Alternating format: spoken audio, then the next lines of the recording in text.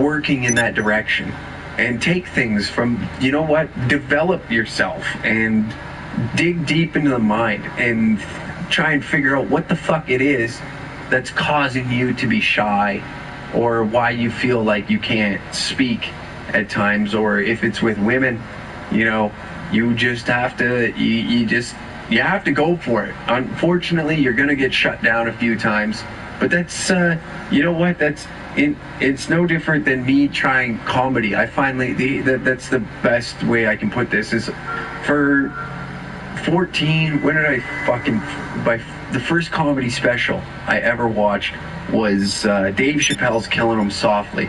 And I watched that, and it fascinated me that this man can get on stage and just have a crowd of people howling. And I became a fan of stand-up comedy. It has taken me 15 years of my life to get the confidence and sit down and write the jokes and go and try that. Now, 15 years may seem like a long time, but I'm still fucking trying it. So don't be shy to go and try things. And I've aspired and wanted to be a stand-up comedian for a good portion of my life. And will I be successful with it? I don't know. I have no idea. All I know is that I'm trying. And if I put myself in that position to, put myself out there to try it, yeah, there's going to be neglect. Not everybody's going to think I'm funny, but I have to accept that. I have to accept that. You got to just, man, I don't know what else to tell you, but you have to try new shit. If you're stuck in the same rut, you have to try a different path, and it's literally all you can really do is just like, what the fuck is it you want to accomplish? Who do you admire, and who to you is a confident, outspoken, has that energy that you want to bring to the room? And look at that person and see the qualities that they have. And don't be a dickhead. Don't turn into a dickhead. Don't turn into one of the, just because you go and lift weights and get a couple fucking, muscles in you. You got a couple muscles that you can turn into some douchebag. Nobody likes that guy. Nobody likes that guy. I have a couple muscle dummy friends, but they're not that stereotypical muscle dummy ass clown, which is why I get along with them. They just enjoy those things, and they're, I guess, one of them really suffers with depression. Really suffers with it, and hey, I know we've got we're that there other for thing. him. You're still We help working on him, that, right? Great. He does exude confidence in certain situations. I've noticed. Like, he'll speak his mind, but then there'll be one little thing that'll just crumble his walls that day, and it's sad to see when your buddy's like that. But he works on it. He works on that shit to try and become the person he wants to be and get over that depression. And I don't know, man. I think that's all the advice I could probably give to you. I hope that helps. I hope that gets you to where you want to be. But yeah, I really hope that helps you. I know I'm not no fucking therapist. I'm not no fucking one of these guys that are licensed to give advice or anything. I've just got life experience of the 29 years I've walked this planet, and I've been in certain situations that I find have helped me grow into the person that I've been. Like growing up with a single mother and the hardships that we've had to come through as a family, and then that turning into this, I don't know, just I've had it in my head of where I want to be. I'm nowhere near where I want to be, by the way. I took a major risk by doing this shit, and I don't regret it one bit. I don't regret anything I did. I have zero regrets, and I think that this is going to sound really gay and spiritual, but I think that by putting myself out there, and it's helped guide me through this path. And I've had some hardships to come over, losing friends, business relations, the drugs, alcohol, all that type of shit has helped me build myself into who I am today, and I've never been more comfortable in my own skin. But I hope that helps you. I hope that does. All right. Next, rolling on to the next one. I work night shift. How do I keep a social life going? Ooh. Listen, this is I think that's just... man, that is a tough one. I think, you know, obviously, like, a guy doesn't want to... When you work with people, you tend to grow the friendships, and you find people. You spend a lot of time with these people at work. And, you know, then your friends start to become those people at work. So, I mean, if there's a few buddies at work that, you know, you can go out and do shit. I tend to do a lot of things by myself. And why I do that, I don't know. Like, I'll go to a comedy show by myself. I think it became... I also fucking went through a period where I didn't trust anybody. I didn't really want anybody around me. And when I moved to a new place, like, I get along with people, but I like them at bay. I don't want them... I have really close friends that are obviously in my hometown that I hang out with, and I love them dearly. They're my best buddies, and I'd do anything for them. It's when I get into a new circle, I just find that I don't give my all. I don't give myself. And I think, like, maybe this for you would be... I don't know, there's always shit happening. I'm not sure where you live, but I'm sure that there's something happening. There's, you know, you can golf. I'm sure there's people that would play golf with you during the day. And, like, I'm not saying I don't like golfing. I'm not a big fan of golfing. And working night shift, you know, it sucks. It does kind of suck because everybody is doing shit, and most people work a 9 to 5. Predominantly, people do work 9 to 5. So I imagine all your friends do. And it's tough to get you all together, but you know what? If they're your friends, you'll find time to make that happen. Or you know what, man? Fucking go out, enjoy the company of yourself for a bit. Go out and do some shit for you. Instead of, I know I'm an extroverted person. I like being in crowds. I like being... And, like, I don't need to be the center of attention, but I like having people around me. Not necessarily with me, but around me. Like, I can sit at a bar and have a meal by myself and be very content. And just enjoy the fact that I'm watching people enjoy their evening. I don't know. It's kind of a fucked up psycho serial killer type way of thinking that other people's joy and happiness, it makes me happy. Because I'm seeing that, and I enjoy watching that. Maybe, I don't know, try that. There's probably numerous things you can do during the day, but give it a go, give it a crack. I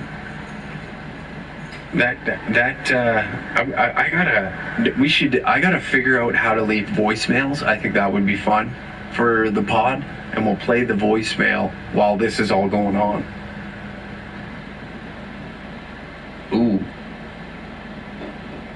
Ooh, this one's heavy. My parents divorced and my dad does not want to see me. You don't have to keep it anonymous. Alright, Jack. Shit. Fuck, heavy. I wasn't, that is kind of heavy.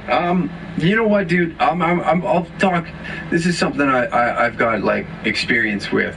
Growing up for me, it really fucked me up. Because, you know, I would hear stories about my dad.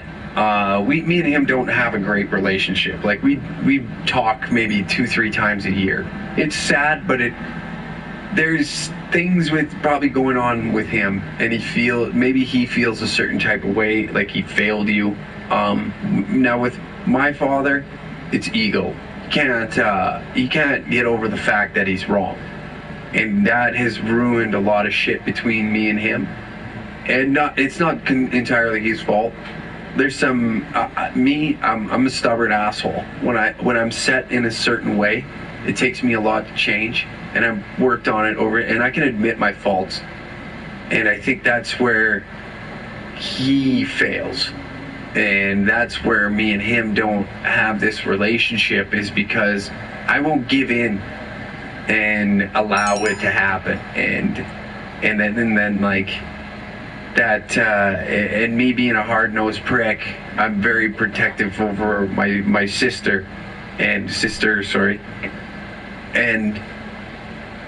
I don't know, it fucked me up. I don't know how old you are, but it fucked me up, like when I was younger, and I would watch kids, you know, you go to your hockey game, all the kids' dads all hanging out, and you know, you don't have your father there because he's not around. That's just something I had to grow up with. It's sad, it sucks, but my best advice is, you know, maybe he's feeling a certain way after this divorce, and he's depressed, and he feels like, you know, you kids look at him as a failure. That could be an issue. I think the best thing to do for you is open up the dialogue. Sit down or try and have a conversation with him. I'm sure no regular human being just doesn't want nothing to do with his kids. If he's a true man, he probably is feeling, like I said, I don't think like that neglect is coming from a place of evil, like he doesn't want you or nothing. I think he feels like a failure inside, and most men would probably admit, you know, you don't want, like, you're his son, and you don't want your son to look at you like you're a failure. I don't have children, but I know from watching my buddies, they present themselves in a totally different way they do now than they did 5 years ago. It comes with growing up, but having a child and presenting this father-like figure and this masculine identity, what am I fucking saying? This masculine figure to look up to. And, you know, there's that chip on your shoulder, that ego that you don't want your fucking kids to look at you like a douchebag. You don't want them to see you as a failure. And I imagine that divorce, and maybe he fucked up. I don't know the details behind the divorce. Maybe he fucked up, but I think that's something you gotta, you know, sit down, talk with him, go for, I don't know if you're legal drinking age or what, have a beer, have a fucking coffee.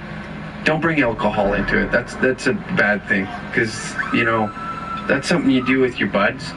You sit down, you get hammered, and then that, maybe not with the old man. Sit down, have a coffee, and have that raw emotion just fucking make it uncomfortable. Yeah, it has to be uncomfortable to sit there and have that conversation, but that's something that's going to need to happen, or else he's going to feel that certain type of way, and who knows how long it will take for him to realize, like, you know what, man, my ego's getting in the way, my kids fucking thinks I'm a dipshit, but whatever, I don't care, I want my child in my life more than anything. So for you stepping to the plate, if he doesn't respect you for stepping to the plate and open up that dialogue with him and having that conversation, then I think then, you know what, that answers your fucking question. And I don't know, that's a tough one. I wish there was more to it and I could elaborate more, but I think but yeah, no sane man on this planet likes to be looked at as a failure. Nobody does. Nobody likes getting looked at and being like, oh, that guy's a fucking idiot. That guy's a fucking jackass. Nobody likes that. And if you feel that inside without saying it or talking to that person that maybe thinks that you're that jackass, it makes it even harder. So for you stepping up and just bringing it to the table and be like, look, man, what's going on here? And if he gets mad and his ego is getting in the way, it's time, you know, it sucks. You're going to go through some shit. I'm sorry. That's just the way it is. You're going to go through some bullshit. And that's what I went through. I went through a long phase where I would act out. I would act out when I was a teenager and I wasn't an asshole to people, but I would do stupid shit like smashing people's property, hammered drunk, just acting like a fucking jerk off, complete jerk off. I remember one night I came home. I was hammered and I kicked some guy's car in because I was angry. I was so fucking angry inside all the time. Inside I was fucking miserable. And, I just didn't... I was like 14, 15, like in that era. And I came home and I just broke down. Me and my mom got into it. And I'm like, I'm sick of this shit. It was like, you remember in Fresh Prince of Bel-Air when Will's dad left? It was like that. It's like, why the fuck? What the fuck did I do? What did I do? Am I that shitty? And it was one of those conversations, and it just like, I watched my mom's heart sink because, she was doing everything she possibly could to keep me on track. And this was the one thing that was just eating me alive, I had to watch kids grow up and have their fathers at their hockey games, dads in their tying his skates. That's just something that happened when you were a child. My mom was tying, or other dads were tying my skates for me. And so it sucked. It fucking sucked. But it made me who I am today, and I don't hate my past, or else I wouldn't be where I am today. And I don't think that I'd be able to do the shit that I'm doing today. I don't think like I would be as authentic. I don't think I would be the person I am today. So I don't regret anything from my past. It was just like, you learned that tough love early. My mom had to run the discipline and also be that loving, caring person. So you invest a lot in one person to be there for you, and it's not divvied up between two parents to give you a different perspective. You only have one perspective. And as I got older, I hung out with an older crowd, and I looked up to these guys, you know what I mean? Like, these guys were older, so it was, I did anything for their approval and respect, which is kind of fucked up. But I think in your case, I think that's where you got to just sit down with the old man and just be like, hey, what the fuck's going on? Why is this like this? We started out strong. We started out great, and now it's just not what it was before. And I think that's where you need to just open up that dialogue. Open up that dialogue with them and get that out in the open.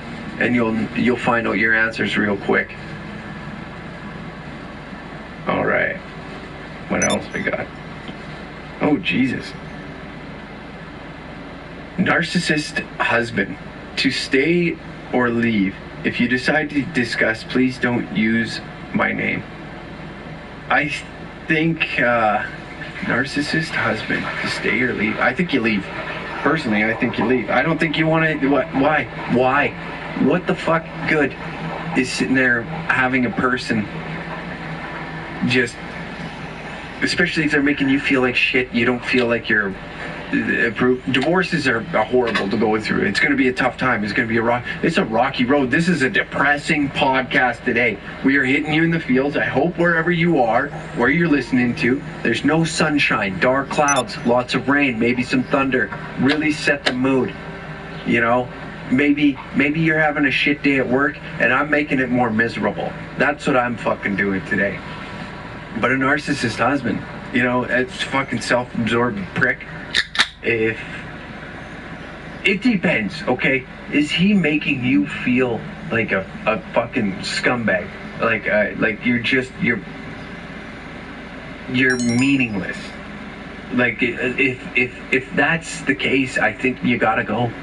To go through a divorce, it's gonna be a rocky road. I watched my mom go through a fucking 13, 14 year divorce, and it was a rocky fucking road.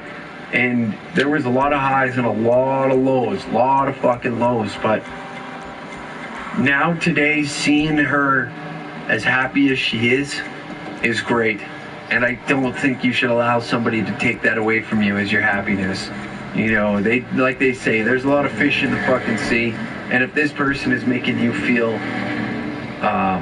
kind of ugly inside or whatever they're doing to you, but I would say leave. I would say fucking be gone. Move on.